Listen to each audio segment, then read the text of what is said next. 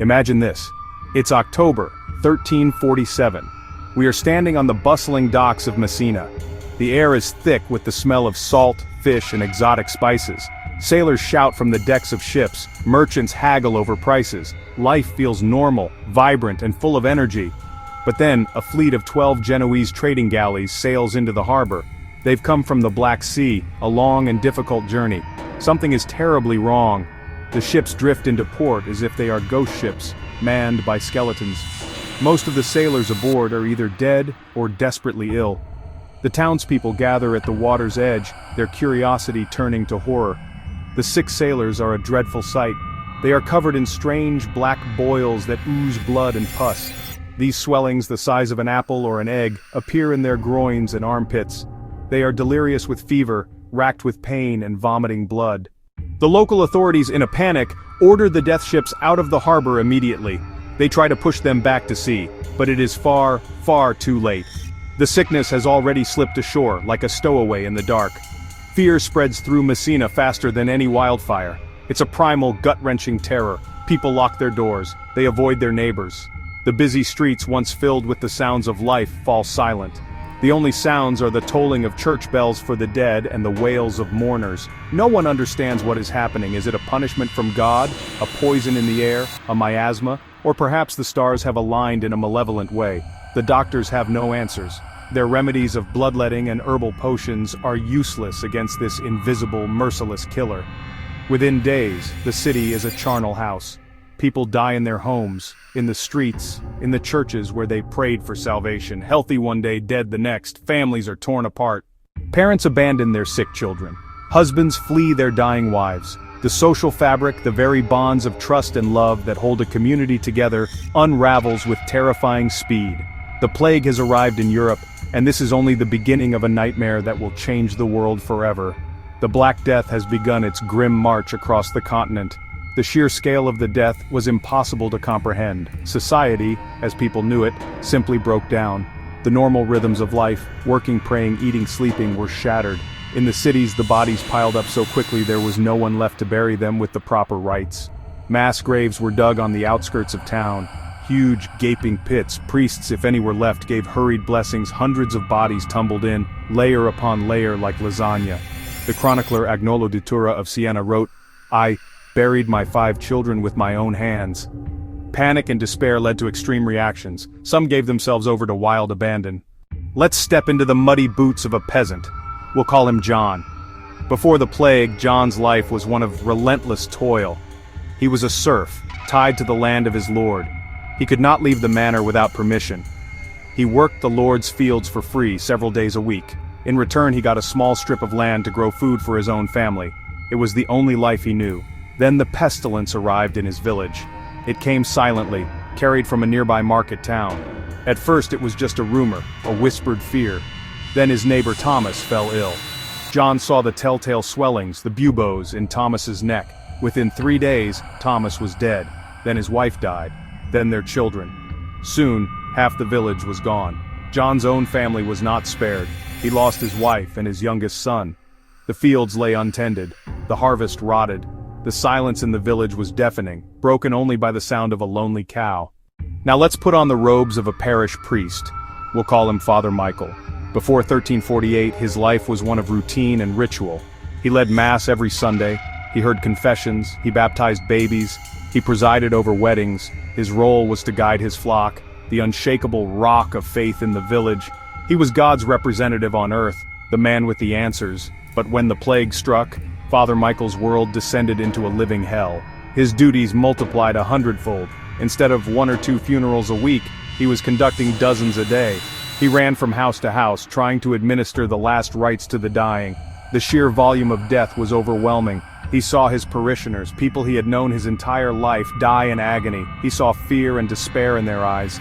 They begged him for answers. Why was God doing this? Had he abandoned them?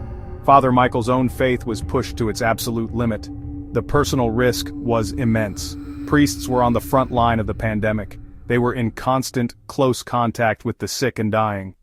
Let us now imagine ourselves as a noblewoman, Lady Eleanor. She lives in a sturdy stone castle surrounded by a moat. Before the plague, her life was one of privilege and order. Her husband, the lord of the manor, held power over the peasants who worked their vast lands. Their wealth came not from money but from land. Their wealth came from the labor of their serfs. Eleanor's days were spent managing the household, overseeing the servants, and ensuring the smooth running of the estate. Her world was secure, predictable, and governed by a strict social hierarchy. Her family was at the top and they intended to stay there. When the plague arrived, the castle walls offered no protection. The disease slipped in with a visiting cousin, or a delivery of supplies. It moved silently through the corridors, striking down servants, guards, and even Eleanor's own children. Unlike the peasants in the village, Eleanor could try to flee. She and her husband might have a remote hunting lodge they could escape to. Taking a skeleton staff of servants with them, they could isolate themselves, hoping the pestilence would pass them by. It was a choice unavailable to the poor. The Black Death acted like a brutal, terrifying reset button for the European economy. Before the plague, Europe was overpopulated. There was a surplus of labor, which meant wages were low and workers had very little power. The feudal system kept the vast majority tied to the land working for a lord, in exchange for protection and a small plot to farm. It was a rigid agrarian economy that had changed little for centuries. This was the world that the plague utterly shattered. When the dust settled, as much as half the population was gone. The most immediate and dramatic consequence was a severe labor shortage. Suddenly workers were a precious commodity. In the countryside, surviving peasants found themselves in an unprecedented bargaining position. Lords were desperate for people to work their land. Peasants could demand higher wages, lower rents, more rights. Serfdom, the practice of tying peasants to the land, began to wither away simply because it was no longer enforceable. The Black Death didn't just kill bodies, it wounded the soul of Europe. The church, the most powerful institution of the medieval world, had proved helpless. Prayers, processions, holy relics had failed to stop the onslaught. Priests had died in droves, and the Pope himself had to hide away in his palace in Avignon. For many ordinary people, this was a profound shock. Their faith in the institution of the church and its ability to act as an intermediary with God was badly shaken. This didn't necessarily make people less religious, but it made their faith more personal and more critical of the church hierarchy. This spiritual crisis manifested in several ways. Some people were drawn to more extreme and intense forms of piety. The flagellant movement saw groups of men marching from town to town, whipping themselves bloody as a public penance for the sins of mankind, hoping to appease God's wrath. Others turned to mysticism, seeking a direct personal connection with God that bypassed the official church altogether. Art and culture were also profoundly marked by the experience. The trauma of the plague gave rise to a morbid fascination with death. A new artistic theme, the Danse Macabre or Dance of Death, became incredibly popular. Detailed Danse Macabre woodcut, showing skeletons leading people from all walks of life to their graves.